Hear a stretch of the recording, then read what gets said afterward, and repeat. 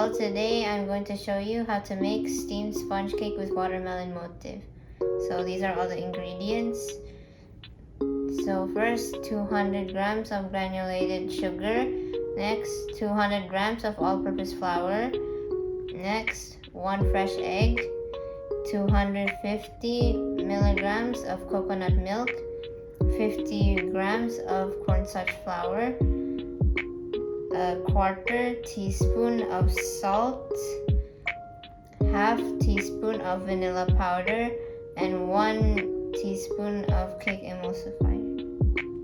Now I'm going to start to make this.